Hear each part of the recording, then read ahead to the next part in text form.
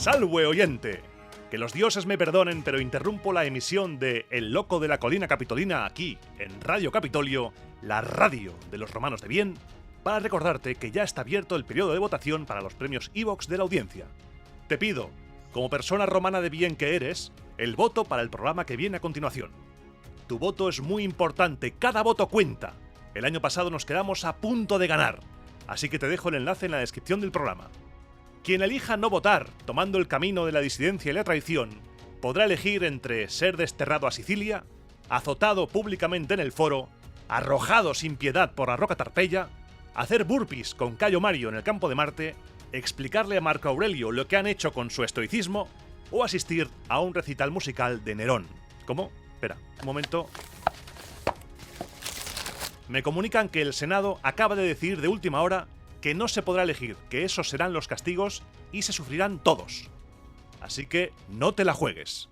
Radio Capitolio, la radio de los que votan en los premios Evox y de los que votan bien.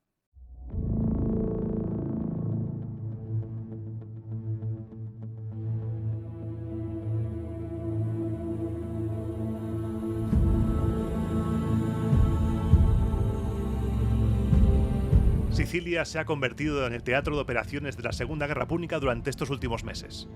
La situación en Siracusa está revuelta todavía y la pelea entre partidarios de Roma y partidarios de Cartago tiene 1001 giros de guión. Hoy serás testigo de cómo la manipulación política mediante una noticia falsa puede dar al traste con años de relación de amistad entre dos ciudades y provocar un enfrentamiento que cambiará el curso de los acontecimientos, el asedio de Siracusa, donde los inventos de un matemático bastante apañado llamado Arquímedes provocarán pesadillas a los romanos. Te doy la bienvenida a Roma a Eterna.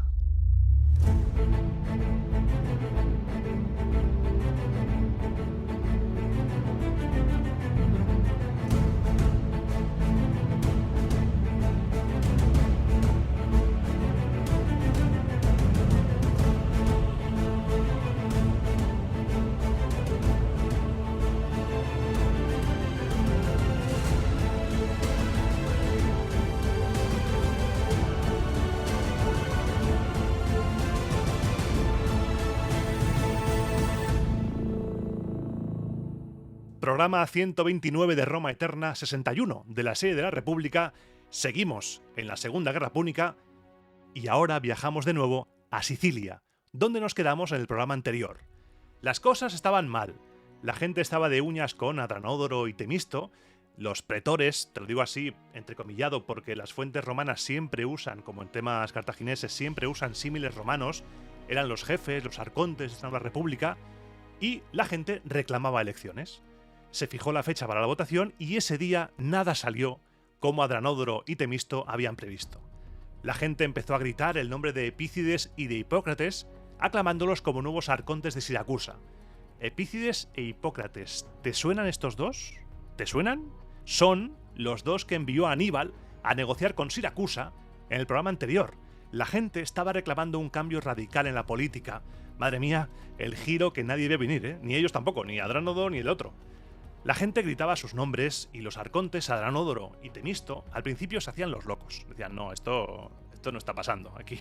No escucho nada. Pero claro, intentaban ganar tiempo, pero es que era evidente que o hacían caso o iban a acabar descuartizados en medio de una revuelta popular, por lo que no tuvieron más remedio que proclamar pretores, arcontes, jefes de Siracusa a Epícides y a Hipócrates. Estos, a pesar de que en ese momento hubieran podido abrazar el clamor y decirle a todo el mundo lo que pensaban hacer, fundiéndose en un clímax apoteósico tremendo, fueron cautos. No desvelaron sus intenciones, pero estaba claro que, partidarios de Roma no eran. Además, estaba la cosa un poco peleaguda a nivel diplomático porque se había enviado una embajada, según nos cuenta Livio, a Apio Claudio, que estaba por la zona, para negociar una tregua de 10 días, y además se había enviado otra para renovar el antiguo tratado de alianza entre Siracusa y Roma. Los romanos tenían 100 naves en Murgancia, la zona este de la isla de Sicilia, al mando de este Apio Claudio, en calidad de propretor de Antistrategos, según Polibio. Lo que hizo Apio fue enviar los embajadores siracusanos al cónsul Marco Claudio Marcelo, que llegaba a Sicilia por aquellos días, por lo de, no, háblale a mi jefe y él decidirá. La llegada del cónsul sería sin duda algo inquietante para esta gente, para los siracusanos, ya que en Plutarco leemos que Posidonio dice que a Marcelo le llamaban la espada y a Quinto Fabio Máximo el escudo. También Plutarco nos cuenta que Aníbal decía que a Fabio lo temía como a maestro y a Marcelo como antagonista. Y cito, porque el uno, Fabio, me impide hacer algún daño, pero el otro, Marco Claudio Marcelo, me lo hace. Dejando de lado estas historias que seguramente sean inventadas, Marcelo escuchó las condiciones de paz ofrecidas por la embajada siracusana y pensó que efectivamente era posible llegar a un acuerdo. Envió embajadores romanos a Siracusa para que negociaran directamente la renovación de la alianza, pero en Siracusa las cosas habían cambiado. Una flota cartaginesa había arribado a Paquino, en el extremo sureste de la isla, propiciando que Hipócrates y Epícides perdieran el miedo, se envalentonaran, se quitaran la careta de neutralidad para mostrarse como lo que realmente eran, pro-cartagineses convencidos, y alimentaban la indignación de la gente, lanzando a veces entre los soldados mercenarios y otras entre los desertores el rumor de que los arcontes salientes estaban entregando Siracusa a los romanos. Estos rumores fueron caldeando el ambiente de tal manera que cuando Apio Claudio fondeó sus naves junto a la bocana del puerto de Siracusa con el objetivo de apoyar a la facción romana, la gente realmente creyó que lo que estaba pasando era que se estaba entregando la ciudad a los romanos. Los rumores parecían ser reales con ese movimiento y una multitud bajó corriendo para bloquear el puerto y rechazarlos violentamente si ponían un pie a tierra. Las cosas estaban calentando.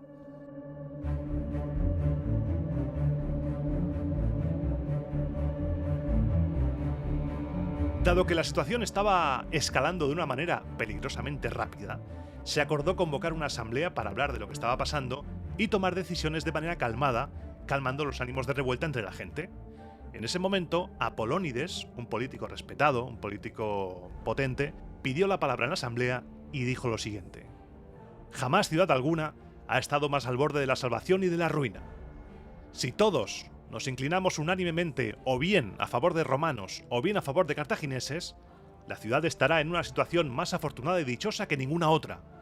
Pero si unos tiramos en una dirección y otros tiramos en otra, entre nosotros estallará una guerra tan horrible como la de los romanos y los cartagineses, pues los dos bandos iban a tener dentro de unas mismas murallas su ejército, sus armas y sus generales. Es preciso, siracusanos, esforzarnos para que haya un sentir común. A la hora de elegir aliados, hay que seguir la autoridad de Hierón antes que la de Jerónimo. Hay que preferir una amistad vivida felizmente durante 50 años antes que una amistad desconocida y que además en el pasado fue desleal. Quiero, queridos conciudadanos, que penséis una cosa. A los cartagineses les podemos negar la paz sin tener que entrar necesariamente en guerra con ellos de inmediato, pero con los romanos o hay paz o hay guerra inmediatamente. Reflexionad antes de posicionaros. El destino de Siracusa y de toda Sicilia dependen de ello». El discurso funcionó porque no parecía haberlo pronunciado por un interés personal o un interés partidista y se generó un debate posterior. El debate fue bastante violento, bastante encendido, pero aún así se llegó a la conclusión de que no había forma de hacer la guerra contra Roma, por lo que se acordó hacer la paz con ellos y enviar una delegación para cerrar el tratado de una vez. Pocos días después llegó a Siracusa una embajada de leontinos pidiendo protección militar para su territorio limítrofe con la provincia romana. Hipócrates, que era más listo, que el hambre, viendo la oportunidad de poder librarse de revolucionarios internos por un lado y a la vez de hacer la puñeta a los romanos por el otro, dispuso un ejército de 4.000 hombres armados, formado por mercenarios auxiliares y por desertores. Una vez en Leontinos, Hipócrates comenzó a devastar la zona limítrofe con la provincia romana, poniendo como excusa que estaba luchando contra los rebeldes. Los ataques eran cada vez más cercanos al territorio romano y cuando Apio Claudio envió un destacamento para proteger las tierras de los aliados de Roma, las fuerzas de Hipócrates atacaron a esos romanos y los masacraron a todos. En cuanto el cónsul Marcelo se enteró de lo sucedido, envió a Siracusa una embajada para comunicar que se había roto el compromiso de paz y que si Siracusa quería evitar la guerra, debía exiliar a los responsables del ataque contra los efectivos romanos. En Siracusa, quien estaba al mando era Epícides, que por supuesto entre su lista de prioridades, la última y al final, y que no hacía caso, era mantener la paz con Roma. No quería mantener la paz con Roma. Así que lo que hizo fue ir a reunirse con su hermano Hipócrates a Leontinos, donde se dedicó no ya a poner a la gente contra Roma, sino también contra Siracusa. Habéis pactado una paz con Roma, que estipula que todos los pueblos que habían sido súbditos de los tiranos quedan también sometidos a los siracusanos, que ya no se conforman con ser libres, sino que quieren reinar y dominar a otros. Es preciso hacerles saber que también los leontinos consideráis justo ser libres a su vez, porque aquí fue donde cayó el tirano, y aquí fue donde se dieron los primeros gritos de libertad y república. Por lo tanto, o se elimina del tratado esa cláusula, o el tratado es inaceptable. El discurso caló tanto que cuando llegaron embajadores de Siracusa para pedir explicaciones por la matanza de la unidad romana y para exigir que Hipócrates y Epícides se marcharan a Locros o cualquier otro sitio, pero fuera de Sicilia, por favor, porque esto es un problemón, se les respondió que los leontinos no habían dado permiso a los siracusanos para que hicieran un tratado de paz con los romanos en su nombre, por lo que no se sentían obligados por él. La cosa se está caldeando. Los siracusanos, hartos ya, no se anduvieron con tonterías, informaron a los romanos de todo y les dijeron: oye, mira, los leontinos se han levantado contra nosotros, ya no están bajo nuestro control, por lo que si queréis hundirles el pecho sois libres de hacerlo, no estaríais violando el tratado de paz con nosotros y es más, nosotros os vamos a ayudar para que los derrotéis. Pero con la condición de que los leontinos, una vez derrotados, pasen de nuevo a depender de nosotros. El cónsul Marco Claudio Marcelo dijo: ok, me sirve, se lanzó con todo sobre la ciudad de Leontinos, llamando a Apio Claudio para que atacase por el otro lado, y los soldados estaban tan furiosos por la matanza de esa unidad de vigilancia que la ciudad se tomó a lo loco, al primer asalto, a la primera se arrasó con todo. Hipócrates y Epícides, cuando vieron que las murallas de la ciudad eran tomadas por los romanos y las puertas derribadas, escaparon, hicieron la clásica de escaparse en dirección a la ciudadela con unos pocos leales y por la noche huyeron furtivamente a Érbeso, al norte de Heraclea Minoa. Muy valientes con la boca, pero a la hora de pelear, hasta luego.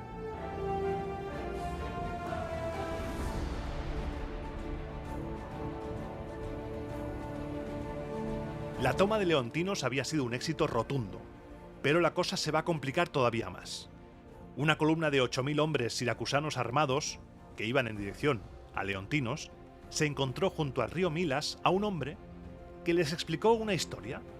Les explicó con pelos y señales, todos falsos por supuesto, porque era un señor pro-cartaginés, les explicó cómo había ido el asedio de Leontinos. Dijo que se había producido una masacre indiscriminada de militares y de civiles y creía que no había quedado ningún adulto con vida. Decía que la ciudad había sido saqueada y que los bienes de los ricos repartidos. Esta historia alarmó a este destacamento de soldados que estaban indignadísimos ante el comportamiento romano. Es que, a ver, tú imagínate, les acaban de contar que los romanos han entrado a sangre y fuego, matando a todo lo que se han encontrado, saqueando, una auténtica carnicería, que sí, que en este caso las fuentes romanas, siempre hay que pillarlas con pinzas, cuentan que es una fake news, cuentan que es un bulo que va a generar todo lo que vamos a ver hoy.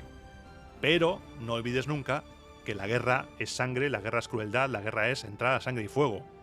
En otras circunstancias, esto es un día normal en la guerra, tanto para Roma como para los griegos, como para todo el mundo. La guerra es una mierda, como he dicho más de una vez. Los jefes de la columna, Sosis y Dinómenes, estaban deliberando sobre los pasos a dar a continuación cuando las falsedades que este hombre había dicho se vieron aparentemente confirmadas por el hecho de que los romanos efectivamente sí habían azotado y decapitado cerca de 2.000 desertores. La realidad, según las fuentes romanas, es que ningún soldado había sido objeto de violencias después del asalto de la ciudad, y a no ser lo que se perdió durante la confusión inicial del asalto, todo se devolvió a los dueños. Pero claro, dile tú a esos 8.000 soldados que estaban cabreadísimos con la historia de terror y matanza que eso es una fake news, que eso es un bulo. Por lo que sus jefes, en lugar de intentar calmar las cosas, lo que hicieron fue llevar esas tropas a Mégara, mientras que ellos cogerían unos cuantos jinetes y se irían a Érbeso con la esperanza de hacerse con la ciudad a traición, dado el pánico general que reinaba en la zona. El plan, por supuesto, no funcionó y los generales siracusanos decidieron levantar el campamento de Mégara y atacar Érbeso con todo. Y como a esta columna de soldados le pasaba de todo, de camino se encontraron con nuestros amigos ya Hipócrates y Epícides, que viendo desde Érbeso que se les venía la del calamar, decidieron adelantarse. Los dioses además quisieron, parece esto un guión de película, quisieron que los primeros con los que se encontraron estos dos pájaros de esa columna, fueran los 600 cretenses que habían militado bajo su mando en el ejército de Jerónimo. Las caras de Hipócrates y de Epícides cambiaron de repente a mostrar felicidad y alivio, ya que estos cretenses tenían una deuda moral con Aníbal, porque si te acuerdas, cuando Aníbal va derrotando a los romanos, dejaba marchar a los aliados. Y Aníbal dejó marchar a estos cretenses después de la batalla de Trasimeno. Los capturó y los liberó, porque en ese momento estos formaban parte de las tropas auxiliares romanas. Nada más reconocerlos, Hipócrates y Epícides agitaron ramos de olivo y también cintas propias de suplicantes en son de paz, y les pidieron por favor que les dieran acogida y protección y que no les entregaran a los siracusanos, porque los siracusanos lo que iban a hacer es entregarlos a los romanos para que fueran ejecutados. Los cretenses respondieron que estuvieran tranquilos, que ellos correrían su misma suerte. En todo. Tranquilos, tenemos una deuda con Aníbal y nosotros os vamos a proteger. Durante este rato en el que estaban charlando, la columna por fuerza se detuvo, porque los cretenses eran los primeros y la columna de soldados se detuvo sin que los jefes supieran por qué, hasta que se empezó a correr la voz del motivo de la parada, la presencia de Hipócrates y de Epícides, que recordemos, en ese momento eran enemigos públicos número 1 de Siracusa, después de la matanza de soldados de Apio Claudio. Los jefes del ejército siracusano, viendo que había un murmullo de satisfacción por su llegada, espolearon al instante sus caballos y se adelantaron hasta la cabeza de la columna. ¡Por todos los dioses, qué está pasando aquí! ¿Cómo os permitís vosotros, cretenses, no solo entrar en conversaciones con un enemigo, sino hacerle sitio entre las filas sin que nosotros lo hayamos ordenado? ¡Rápido! ¡Arrestad a estos traidores! Los jefes del ejército siracusano descubrieron entonces que dar una orden no implica necesariamente su obediencia, por muy arconte que seas. Los soldados cretenses empezaron a protestar a gritos. Esa protesta se fue extendiendo al resto del ejército y los jefes comprendieron que si insistían en el arresto peligraban sus vidas. Dejaron el tema del arresto, así se diluyó, y sin saber qué hacer, dieron entonces orden de volver a Mégara, de donde habían salido. Desde allí enviaron mensajeros a Siracusa para informar de lo que estaba sucediendo y para recibir instrucciones, porque ese ejército estaba a punto de amotinarse. Los ánimos entre esos 8000 soldados estaban a flor de piel. Vamos, con un buenos días dicho con mala cara te llevas un navajazo. E Hipócrates decidió añadirle unos grados más al ambiente. Envió a unos cretenses a apostarse por los caminos y después leyó en voz alta una carta. Una carta que él mismo había redactado. Ojo ahí, el bulazo, dando a entender que esa carta había sido interceptada y que empezaba con el saludo siguiente: los arcontes de Siracusa al cónsul Marcelo. Con ese título, y viniendo de la pluma de Hipócrates, aunque ellos no lo sabían, te puedes imaginar lo que decía. La carta seguía la versión de la supuesta noticia falsa del bulazo de la masacre de Leontinos, y los arcontes decían en ella al cónsul: has actuado con toda propiedad al no perdonar a nadie en Leontinos. Pero tenemos el mismo problema con todos los soldados mercenarios. Nunca habrá tranquilidad en Siracusa mientras haya un solo soldado extranjero tanto en la ciudad como en nuestro ejército.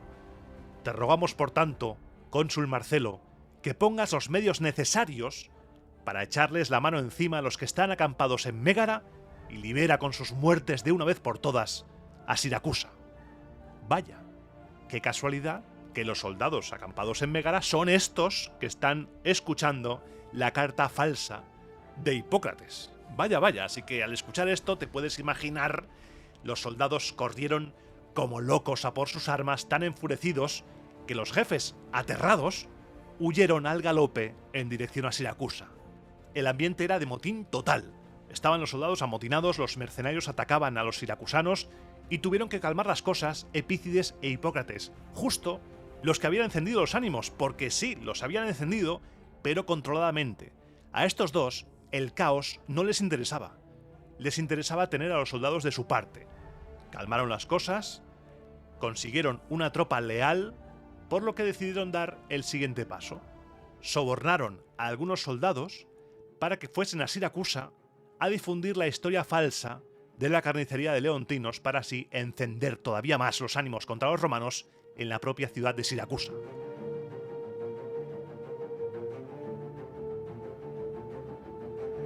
Estos soldados llegaron a Siracusa y empezaron a difundir el rumor de la matanza. El plan salió a pedir de Milhouse, salió a la perfección. Tanto el pueblo como la asamblea de Siracusa se creyeron la matanza de leontinos. Algunos políticos importantes dijeron públicamente que en Leontinos había quedado perfectamente desvelada la codicia y la crueldad romana, y que en caso de haber entrado los soldados en Siracusa en lugar de en Leontinos, habrían cometido las mismas atrocidades o incluso más, porque allí en Siracusa había más cosas con las que satisfacer su avaricia. Ante la alarma generalizada, se acordó unánimemente cerrar las puertas y proteger la ciudad. Pero no todo el mundo era de la misma opinión. Como ya hemos visto otras veces, las fuentes nos dicen que la plebe siracusana y gran parte del ejército estaba en contra de Roma, mientras que las élites de la ciudad eran más proclives a Roma. En ese momento aparecieron por Siracusa los dos pajarracos, Hipócrates y Epícides, que aprovechándose de la situación y del clamor popular, consiguieron entrar en Siracusa, haciendo que los esfuerzos de los arcontes fueran en vano. Los arcontes trataban de disuadir a la gente, llegando a suplicar que no entregasen la patria a estos dos, que primero fueron secuaces del tirano Jerónimo y después corruptores del ejército. Todo fue en vano. La ciudadela fue tomada al asalto por los partidarios de estos dos, los arcontes que estaban allí fueron asesinados, y al día siguiente, acabada la matanza, se dio libertad a los esclavos, se excarceló a los presos y se eligieron arcontes, a Hipócrates y Epícides. Estás escuchando en directo cómo la desinformación ha provocado un golpe de estado en Siracusa, cómo un bulo, la matanza de leontinos, esparcido por difusores de bulos, por gente sobornada, pagada por estos dos, para difundir una noticia falsa, con documentos falsos, cómo han cambiado la opinión de la gente hasta provocar la masacre de los arcontes en Siracusa, provocar este golpe de estado, y cómo está llevando a Siracusa a una guerra irreconciliable con Roma. Dos ciudades que ya habían entablado negociaciones de paz estaban, fruto de esta noticia falsa, al borde del abismo que significaba la guerra. Algo que, por desgracia, a día de hoy no ha cambiado nada, y que a día de hoy está más vigente que nunca. Hay que tener mucho cuidado con las noticias falsas, con los bulos, con los difusores de bulos, porque aquí tenemos un ejemplo del daño que pueden causar. Porque ambos, el cónsul Marcelo y la gente de Siracusa, estaban a favor de negociar una amistad que había sido fructífera por ambas partes durante muchos años, y ahora estaba a punto de romperse. Una guerra además que los romanos querían evitar, a toda costa. Cuando recibieron noticias de lo ocurrido, inmediatamente trasladaron su campamento de leontinos a las proximidades de Siracusa. Apio había enviado embajadores por mar para seguir negociando, pero una de las embarcaciones de la comitiva fue capturada nada más cruzar la entrada del puerto, y los embajadores escaparon por los pelos. En Siracusa ya no se respetaban ni las embajadas de paz, por lo que el ejército romano estableció su campamento junto a un templo de Júpiter, a 1500 pasos de la ciudad. Desde allí, se decidió enviar otra delegación, que se reunió con Hipócrates, Epícides y los suyos fuera de Siracusa. El portavoz de la delegación romana dijo: no es nuestra misión traer la guerra a Siracusa, sino ayuda y apoyo tanto para los que han buscado refugio a nuestro lado después de escapar en plena masacre, la masacre que habéis causado, como para los que padecen, atenazados por el miedo, una esclavitud más horrible que el exilio e incluso que la muerte. Los romanos no vamos a consentir que quede impune la infame muerte de nuestros aliados. Por lo tanto, si los que se han refugiado con nosotros pueden volver sin peligro a su patria y nos son entregados, a cambio, los responsables de la matanza, además de restituir a los siracusanos la libertad y la legalidad, no habrá necesidad ninguna de recurrir a las armas. Si estas condiciones no se cumplen, en cambio, usaremos la fuerza contra todo aquel que oponga resistencia. Epícides entonces respondió: volved cuando en Siracusa esté el poder en manos de aquellos a los que os dirigís con vuestras palabras. Si iniciáis hostilidades, entenderéis muy pronto que no es lo mismo en absoluto atacar Siracusa que atacar Leontinos. No había nada que hablar. La guerra entre Siracusa y Roma había comenzado.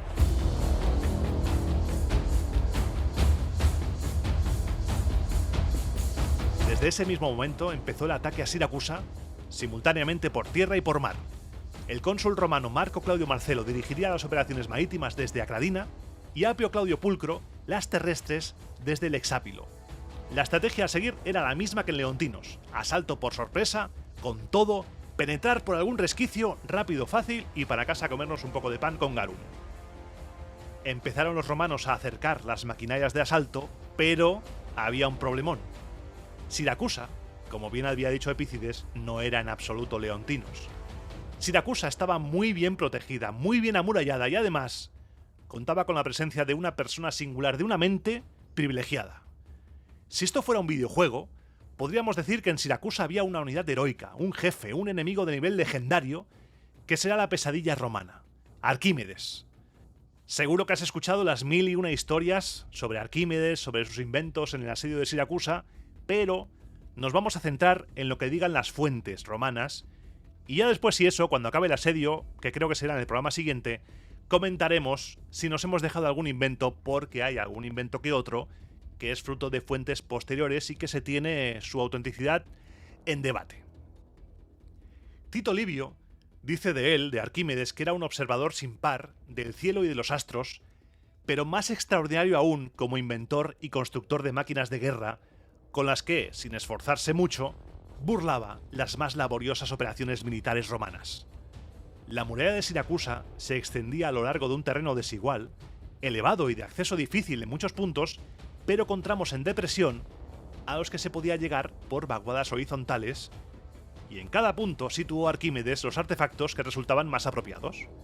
A partir de aquí, voy a utilizar el relato de Polibio, que es el que utilizaron tanto Livio como Plutarco para sus relatos, y es el que está más cerca de los hechos, porque fue escrito unos 70 años después de la muerte de Arquímedes, siendo el más cercano, porque estamos ahora en el año 213 a.C. Los romanos, según Polibio, creían que por su abundante mano de obra superarían los preparativos enemigos, lo harían todo más rápido, porque esto era una carrera. Tú llegas ahí y uno empieza a prepararlo, el otro también, a ver quién acaba antes, mientras el uno se hace putaditas al otro. Es así un asedio. Pero no contaban con la astucia de Arquímedes, que desbarataría todas y cada una de las intentonas romanas, todas y cada una, ¿eh? Esto va a ser una pesadilla. Arquímedes, te queremos, pero tremenda pesadilla. El ahora procónsul, ya en el año 213, Marco Claudio Marcelo, se le extendió el mando, navegaba hacia Acradina con 60 quinquerremes abarrotadas de arqueros, honderos y vélites, con la misión de desalojar a los defensores de las torres, acercarse y disparar para que no dispararan a los romanos. También tenía otras 8 quinquerremes que tenían una misión especial. A estas 8 les había quitado los remos, a unas en babor y a otras en estribor, y las había juntado por el lado que no tenían remos para que sirvieran como plataforma, ya que iban equipados con una sambuca cada uno, una especie de escalera, para que nos entendamos, que se engancharía en la muralla enemiga. La típica escalera de asedio, pero en un barco. Ese era el plan romano: ir navegando con los soldados en la escalera, protegidos por los escudos, llegar a la muralla, engancharse y asaltarla. Pero Arquímedes tenía toda una serie de inventos preparados para poder desbaratarlo todo. Tenía, por ejemplo, unas máquinas de guerra construidas para que alcanzaran objetivos a larga distancia y ya desde lejos sometía a los romanos a un durísimo castigo con proyectiles pesados. Pensarás, bueno, si disparan a larga distancia, aguantamos el chaparrón como se puede, nos acercamos y ya está. Pues no, porque Arquímedes también tenía preparadas unas catapultas de menor calibre, permitiendo defenderse a cualquier distancia. Marco Claudio Marcelo, viendo que a sus soldados les era imposible asaltar Siracusa y que su ánimo estaba cayendo en picado, se vio forzado a ordenar la retirada al caer la noche. Arquímedes tenía muchos inventos defensivos. Polibio dice que hizo muchos agujeros en las murallas, a la altura de una persona, por la parte de fuera. Esos agujeros tenían un palmo de diámetro y por dentro se apostaban arqueros y escorpiones que con sus tiros inutilizaban a los agresores. Entre catapultas y esto, fuera cual fuera la distancia, no solo frustraba las arremetidas romanas, sino que también mataba a la mayoría de los atacantes. Pero pongamos ahora, por ejemplo, que los barcos acaban llegando y que los romanos efectivamente tienen las escaleras, los sambuca, y las van enganchando. Pues no te preocupes, porque Arquímedes también tiene un invento para contrarrestar esto. Ideó unos artilugios que normalmente quedaban ocultos dentro del recinto amurallado y al llegar el momento oportuno se alzaban muy por encima de la muralla y de las torres y se veía lo que eran. Eran máquinas que transportaban piedras pesadísimas que gracias a un sistema de rotación se orientaban en la dirección correcta y soltaban su carga contra la escalera, contra la sambuca romana, contra el barco, produciendo daños increíbles. Y si te quedas con ganas de más terror, Arquímedes también ingenió unos garfios de hierro sujetos a unas cadenas, los cuales descendían cuando el barco romano estaba cerca, y lo que hacían era engancharse en el barco, levantar el barco por la proa, por la parte de adelante, haciendo que el barco se inundara, inutilizándolo completamente. En ese momento, mediante un sistema de una polea y una cadena, soltaba la embarcación y unas se escoraban y se hundían, otras volcaban, en su mayor parte levantadas hacia arriba por la proa se inundaban y el agua las llenaba. Las escenas que provocaba ese invento eran terribles. Barcos dando vueltas por el aire, chocando unos con otros, según Plutarco, barcos lanzados como por una onda chocando contra los muros, soldados cayendo de los barcos en el aire, algo que jamás habíamos visto hasta ahora, pero ¿de dónde ha salido este tío? ¿De dónde sale este tío? El meneo que los inventos de Arquímedes estaba pegando a los romanos estaba siendo un canteo gordísimo. Era un abuso esto. Esto es un abuso. Marco Claudio Marcelo veía, cabreadísimo, cómo los defensores rechazaban todos y cada uno de los ataques romanos, causándole además a su ejército daños inmensos y a él vergüenza. Polibio nos cuenta que se llevó un tremendo enfado por todo esto, enfado del que también se hace eco Plutarco, en cuyo relato leemos que dijo, burlándose de los artesanos que estaban con él: pero es que no vamos a acabar de luchar con este Briareo Geómetra, que usa en el mar nuestras naves como cazos para sacar agua, y que ha echado abajo la sambuca de un modo bochornoso, como si le diera un trastazo después de beber, y que sobrepasa a los míticos hecatónquiros al lanzar al tiempo tantísimos proyectiles contra nosotros. Y aquí quita la música, quita. Porque hay que hacer una pausa. Esta frase para nosotros, Briareo, hecatónquiro, cazos para sacar agua, esto no tiene mucho sentido para nosotros, tenemos que explicarlo. Aquí, Plutarco nos cuenta que Claudio Marcelo está comparando las máquinas de Arquímedes con situaciones de juegos de bebida, juegos de banquete. Para beber vino, los griegos lo mezclaban con agua en las cráteras, de donde lo sacaban mediante una especie de cazos, en este caso el símil con los barcos, ya que las manos de hierro, los garfios, hundían las naves en el mar para luego sacarlas llenas de agua. Lo del trastazo a la sambuca, después de beber, hace referencia al juego de sobremesa llamado cótabos. En una vasija llena de agua, se dejaban flotando unos platillos de barro que se usaban como objetivos. Tras haber bebido de la copa, se arrojaban los restos de la bebida contra los platillos y ganaba quien más hundía. Los hecatónquiros, por su parte, eran gigantes de 100 manos que ayudaron a los dioses olímpicos en su lucha contra los titanes cuando estos quisieron arrebatarles el poder. Briareo era especialmente fuerte y por eso le llama Briareo Geómetra, este geómetra fortísimo. Cuando Hera, Atenea y Poseidón quisieron encadenar a Zeus, Tetis le pidió ayuda entonces a Briareo y solamente con su presencia se bastó para que los tres dioses, Hera, Atenea y Poseidón, desistieran de encadenar a Zeus. Imagínate hasta qué punto era fuerte este Briareo. Así que es un cabreo, pero hay un piropo. Hay un piropazo aquí, porque le llama Briareo. Voy a poner la música de nuevo porque Marco Claudio Marcelo dijo que aquí se acabó, finiquitó las operaciones marítimas y Apio Claudio por tierra tampoco tuvo mucho éxito, por lo que tuvo que abandonar el ataque también. Las ballestas y las catapultas eran precisas hasta límites insospechados y además los romanos alucinaron con la eficacia siracusana a la hora de suministrar municiones. La intendencia, todo eso les tenía, asfixiados.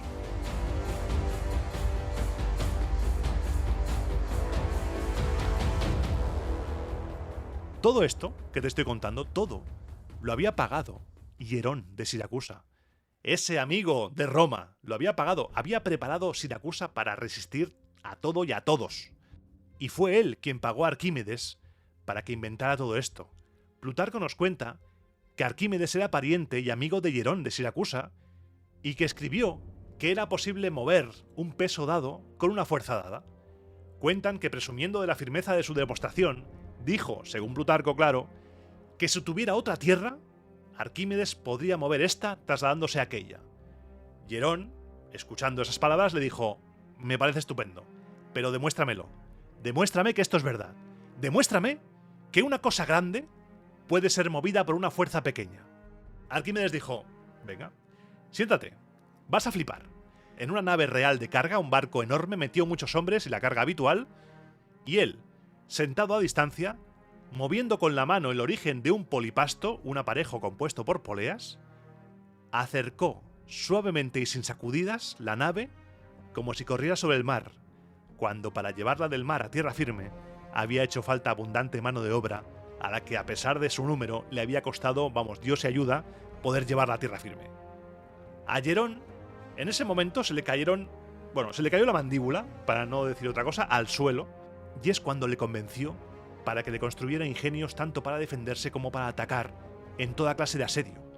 Ingenios que nos cuenta Plutarco que no utilizó él personalmente, pues pasó la mayor parte de su vida apartado de la guerra en fiestas, según Plutarco.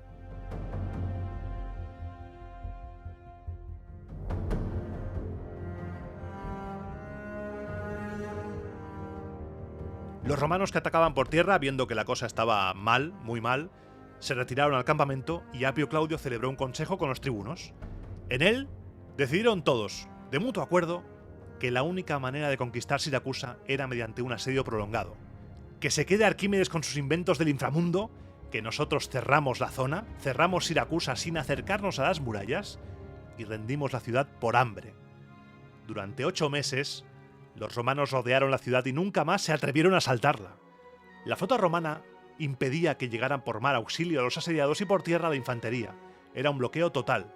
Los generales entonces se repartieron el ejército y se dividieron. Apio Claudio continuó el asedio de Siracusa con las 2/3 partes de las tropas y con la parte restante, Marco Claudio Marcelo atacó a los partidarios de Cartago que había en Sicilia. Plutarco, que en su juventud se había dedicado al estudio de la matemática, admiraba muchísimo a Arquímedes. Tanto que en su libro de La vida paralela de Marcelo nos habla de él, nos habla un poquito sobre la inteligencia, sobre cómo llegó a ser un gran hombre, y nos habla de su tumba. Nos cuenta que pidió a sus amigos y parientes que tras su muerte pusieran sobre su tumba un cilindro que contuviera una esfera en su interior. Sobre la tumba de Arquímedes hablaremos cuando toque hablar de la muerte de Arquímedes, por supuesto, pero es un tema interesantísimo, a mí me encanta.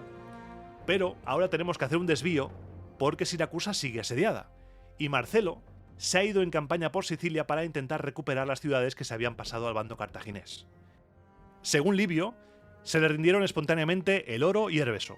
En cambio no se rindió Mégara, la colonia doria más antigua de la zona occidental de Sicilia, que tomó y destruyó para dar ejemplo a las demás ciudades sicilianas. Esto es lo que os pasará si desafiáis a Roma.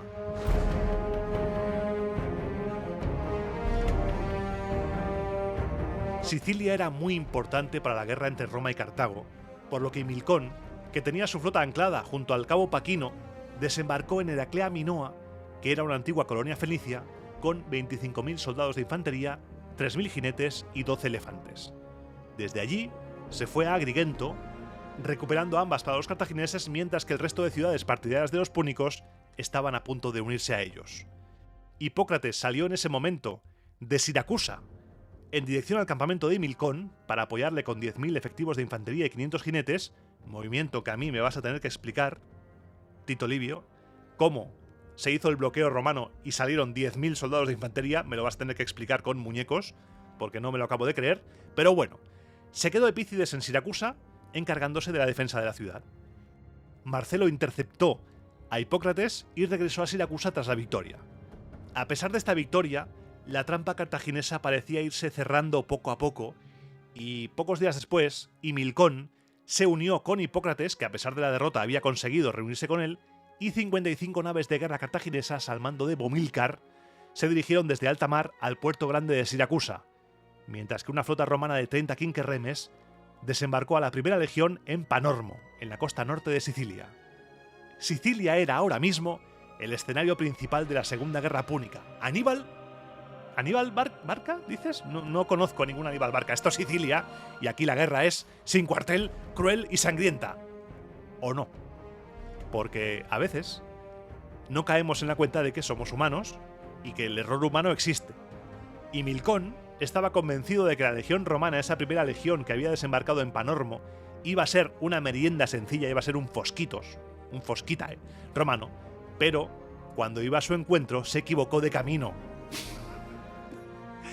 El cartaginés Himilcón avanzó por el interior de la isla, mientras que la legión hizo lo que hacen siempre los romanos, si pueden: ir por la costa escoltados por la flota, hasta donde estaba Apio Claudio, que había salido a su encuentro hasta Paquino con parte de sus tropas.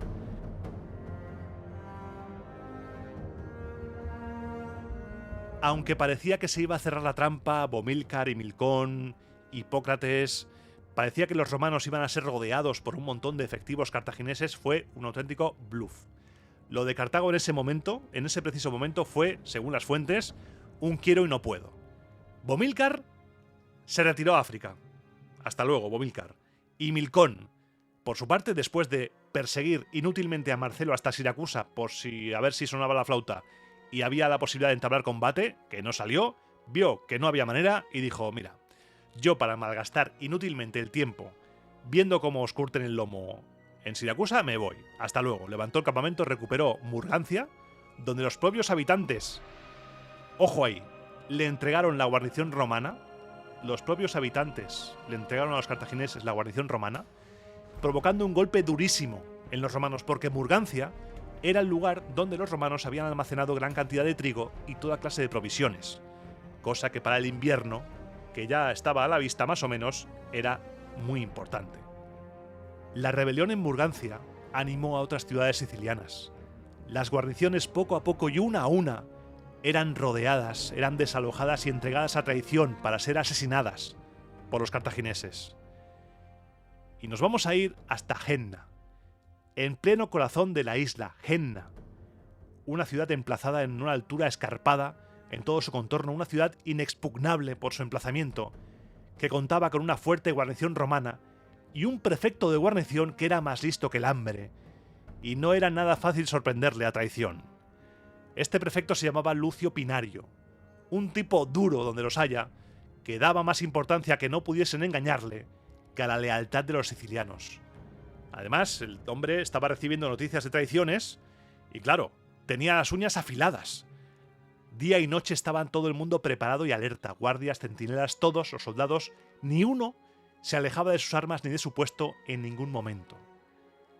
Claro, cuando los ciudadanos principales de Genna, que por supuesto habían acordado ya con Himilcón la entrega de la guarnición romana, comprendieron que Lucio Pinario no dejaba la menor oportunidad para un ataque sorpresa, se convencieron de que había que ir de cara, y le dijeron que la ciudad y la fortaleza debían estar bajo su control, si es que realmente la relación entre Roma y Genna era de aliados y no de esclavo y señor. Consideraban justo que las llaves de la ciudad, de las puertas de la ciudad, fueran devueltas a la ciudadanía. Consideraban que el vínculo más fuerte entre unos buenos aliados era la lealtad y no el miedo, y ellos, los soldados, tendrían el reconocimiento del Senado y del pueblo romano si mantienen en su amistad voluntariamente y no por la fuerza a los sicilianos de Genna. Lucio Pinario, que era más duro que el pan de hace un mes, respondió que a él lo había puesto ahí su general y no el Senado, y que era él quien le había confiado las llaves de las puertas y la custodia de la ciudadela, y que no dependía de su voluntad ni de la voluntad de los genenses, sino de la voluntad de quien lo había puesto ahí hacer todo eso. Dijo también que entre los romanos era delito capital, pena de muerte, abandonar una guarnición, delito que incluso habían castigado algunos padres con la muerte a sus hijos. También les dijo que el cónsul Marcelo no estaba lejos. Enviad una embajada, hablad con él y que él decida. ¿A mí qué me contáis? Yo no tengo ningún tipo de responsabilidad con esto. Soy un mandado, les dijo básicamente Lucio Pinario. Los genenses dijeron que no enviarían a nadie a hablar con el cónsul y que si de palabra no conseguían nada, buscarían alguna forma de recuperar su libertad. Pinario les dijo que si no querían acudir al cónsul, al menos permitieran reunir a la asamblea del pueblo de Genna a fin de saber si se trataba de la opinión de unos cuantos o de la población entera. Lucio Pinario ganó tiempo y se convocó la asamblea para el día siguiente. El prefecto regresó de esta entrevista con los genenses, reunió a los soldados y les dijo: «Supongo, soldados, que habéis oído que las guarniciones romanas han sido rodeadas y aplastadas por los sicilianos a lo largo de estos días. Vosotros evitasteis una sorpresa similar gracias, en primer lugar, a la benevolencia de los dioses y gracias después a vuestro propio valor, permaneciendo sobre las armas firmes y alerta día y noche. Ojalá sea posible pasar el resto del tiempo sin cometer ni ser víctimas de ninguna acción execrable. Frente a una traición por sorpresa, las precauciones son las que hemos tomado. Y como por ese camino no obtenían muchos resultados, ahora los genenses exigen abierta y públicamente las llaves de las puertas. Tened bien presente, soldados, que nada más las entreguemos, Genna pasará inmediatamente a manos de los cartagineses y nosotros seremos degollados aquí, con una muerte más vil aún que la de la guarnición de Murgancia. A duras penas he conseguido tan solo una noche para deliberar, con el propósito de informaros del peligro que nos amenaza. Veréis, os cuento. Al amanecer, celebrarán una asamblea para acusarme a mí e incitar al pueblo en contra vuestra. Mañana, pues, o vuestra sangre, o la de los genenses, inundará Genna. Si os toman la delantera no tendréis la menor esperanza. Si vosotros en cambio os adelantáis, no correréis ningún peligro. La victoria será para el primero que desenvaine la espada. Atentos todos, por tanto, y armados, esperaréis la señal. Yo participaré en la asamblea, y hasta que todo esté a punto ganaré tiempo hablando y discutiendo. Cuando os haga una señal con la toga, dad el grito de guerra, lanzaos sobre la multitud desde todas partes, arrasadlo todo con vuestra espada, y cuidaos de que no sobreviva nadie de quien se pueda temer un ataque o una traición. A vosotros, Ceres Madre y Proserpina, y demás dioses de las alturas y de las profundidades que moráis en esta ciudad, en estos lagos y bosques sagrados, os suplico que nos seáis propicios y benévolos si tomamos esta decisión para evitar una traición, no para cometerla. Mi arenga sería más larga, soldados, si tuvierais que combatir con hombres armados. Inermes y desprevenidos, los mataréis hasta saciaros. Además, el campamento del cónsul está cerca, de suerte que no hay nada que temer de Himilcón y los cartagineses. Fueron a descansar, los que pudieron, y al día siguiente, los soldados romanos se situaron en distintos puntos para bloquear las calles y cerrar las salidas. La mayor parte tomaron posiciones dominando el teatro y los alrededores, donde ya era habitual verlos en las asambleas, por lo que nadie desconfió. Nadie desconfió, más allá de las miradas clásicas, seguramente de malditos romanos, volved a vuestras casas. El prefecto romano Lucio Pinario apareció con su toga, fue presentado al pueblo por los magistrados y dijo que era el cónsul y no él quien tenía poder de decisión sobre aquella cuestión. Y repitió lo que ya había dicho en la entrevista del día anterior. A ver, que yo no tengo nada en contra vuestra, que soy un mandado, que yo soy un prefecto romano, que me juego la vida si os entrego las llaves.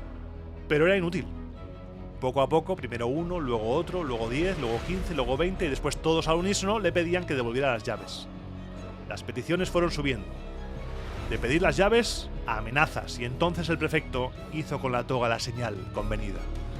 Los soldados dieron el grito de guerra y empezó la matanza.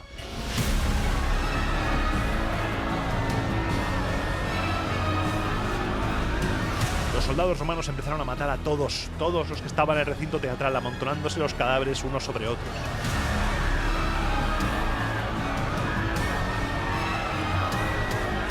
A pesar de ser una carnicería injustificable sobre población civil desarmada, porque sí, los ánimos estaban complicados, pero no me vayas a comparar una persona gritando contra alguien que tiene una espada, a pesar de eso, Marco Claudio Marcelo no desaprobó la acción, porque esa masacre permitió conservar Genna, y además les premió a los soldados, les dio el botín de la población, convencido de que el miedo, como en la destrucción de Mégara, disuadiría a los sicilianos de traicionar más guarniciones romanas.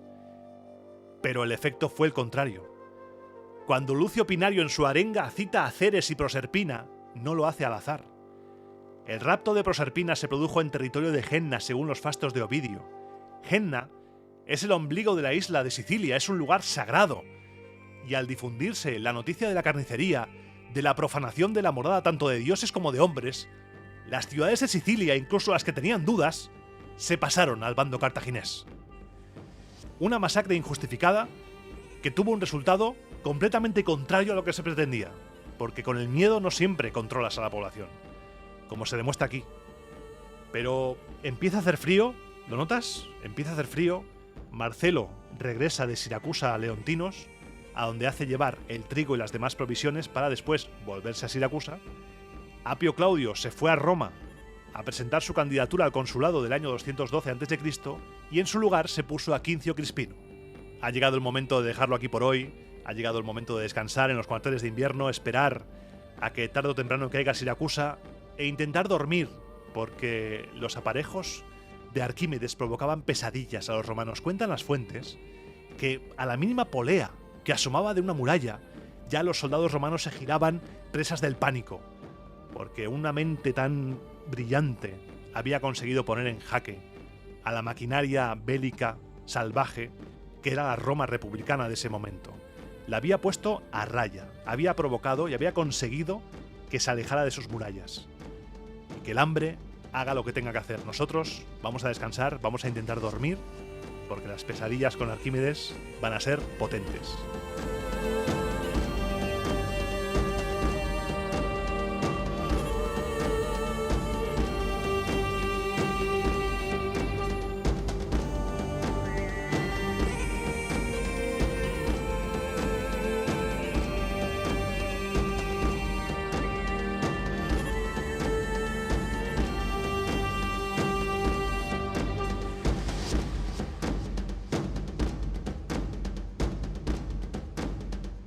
Y ahora comienza, mientras se muere la canción y bebo agua, comienza la sección sin música. Momento.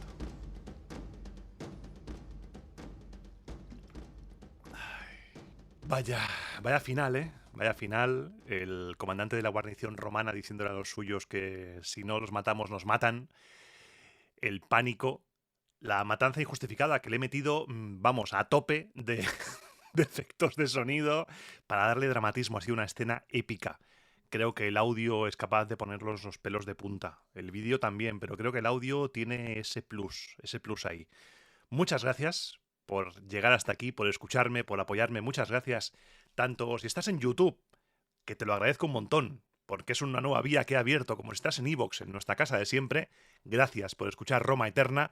Y si has descubierto esto por primera vez y estás diciendo, hostias, este tío está loco, ¿qué pasa aquí? Ahora lo que yo hago es contar mi vida, contar pues novedades que pueda haber en el podcast, planes que tengo, inquietudes. Yo pregunto a la comunidad que puedan darme su opinión y quiero que me des un poco de feedback del programa que subí el otro día de Cicerón y del formato en YouTube, si te gustó. Si te gustó el formato, porque una imagen fija, que no es fija, sino que es un vídeo del anfiteatro nuevo del Coliseo con las nubes ahí de fondo, la onda de sonido que es onda en directo, o sea, el sonido reacciona a mi voz, no es una onda de audio puesta ahí, un GIF, sino que es real. Me las vi y me las deseé para yo, siendo un amateur en el diseño de vídeo, en los efectos y demás, hacerlo. Pero siempre hay un bueno, una buena samaritano o samaritana que hace un tutorial en YouTube. Esa gente, es que no todos los héroes llevan capa, y es verdad. Hay héroes que hacen tutoriales en YouTube y nos salvan la vida. Seguro que a ti te ha pasado más de una vez, que te ha salvado la vida un tutorial. Pero bueno, no vamos a desvariar tanto, esta sección es para desvariar, pero quizá no tanto, porque aquí lo que quiero decirte, primero, después de dar las gracias, porque es de bien nacido ser agradecido, es lo que ya Radio Capitolio, el presentador de Radio Capitolio, te lo dijo. Tienes que votar en los premios iVoox a Roma Eterna y a los podcasts que tú quieras, a los que más te gusten. Puedes votar varios. Pero es muy importante, porque a veces tenemos la sensación de no, si total, un voto no sirve. Es que aquí sí sirve un voto. Aquí un voto puede ser la diferencia entre la victoria y la derrota. Llevo 3 años que he sido cuarto, tercero, segundo, y ahora a ver si podemos entre todos conseguir que Roma Eterna sea el mejor podcast del año de historia de toda la plataforma iVoox. Va a ser complicado porque la competencia es dura, es muy dura, y eso es bueno, que haya competencia. Está guay, el mundo del podcast a nivel de historia está muy potente.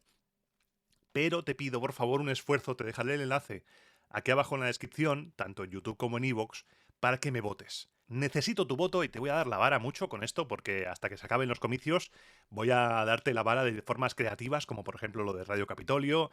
Me inventaré cosillas para poder hacerte el spam de la votación y que me des tu voto para conseguir ese premio, que es un reconocimiento. No hay nada económico, ¿eh? No hay nada más allá que el reconocimiento.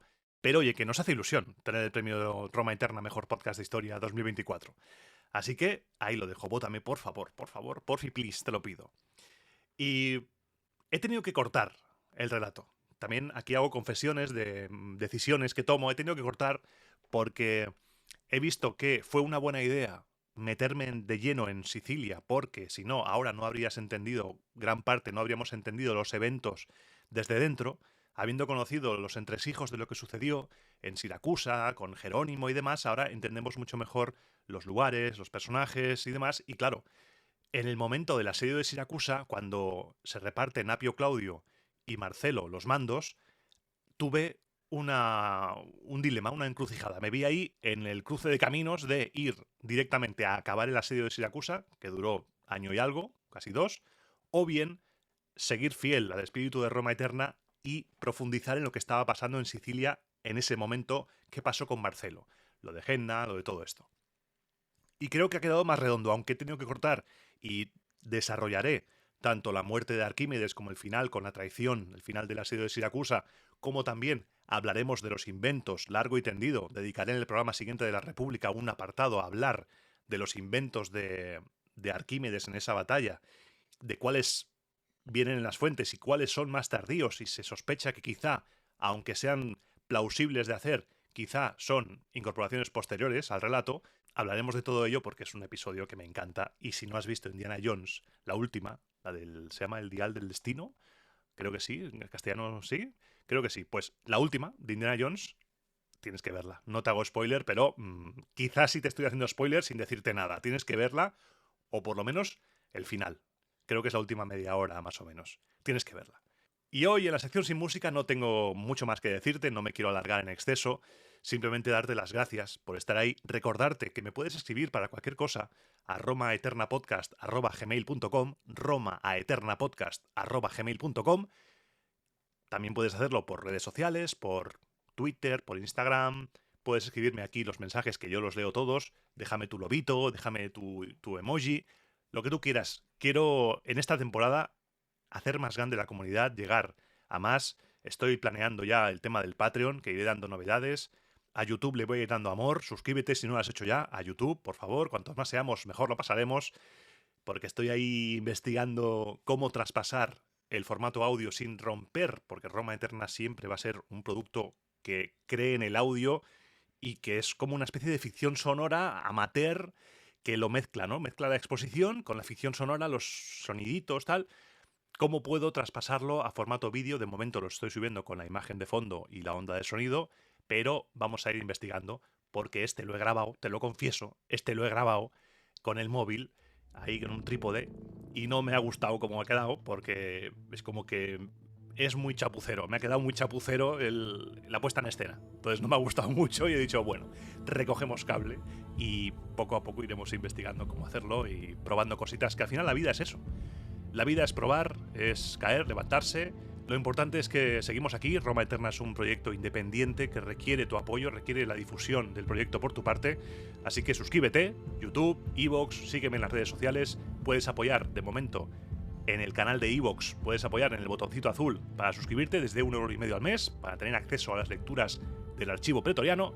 Y también puedes invitarme un chupito de garum en la plataforma Ko-fi, y todo lo tienes aquí abajo. No me quiero extender mucho más con las redes sociales, con el apoyo, pero es muy importante porque aquí detrás solo tienes a un loco, el loco de la colina capitolina, hablando de cositas romanas sin ninguna productora detrás. Así que muchas gracias por escucharme y, como siempre digo, te espero dentro de 15 días o una semana, si formas parte de la Guardia Pretoriana, en el próximo programa de Roma a Eterna.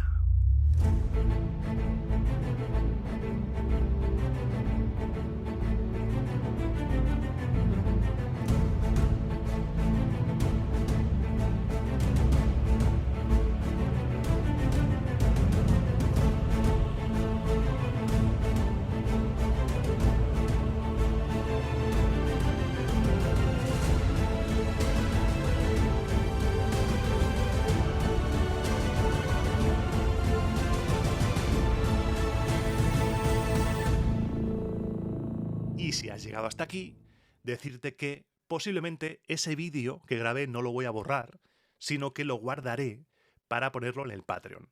Porque en el Patreon, cuando lo suba, voy a hacer diferentes escalones de precios y demás para suscripciones, y quiero que las grabaciones de los programas estén disponibles en el Patreon, como también quiero que estén las grabaciones en audio.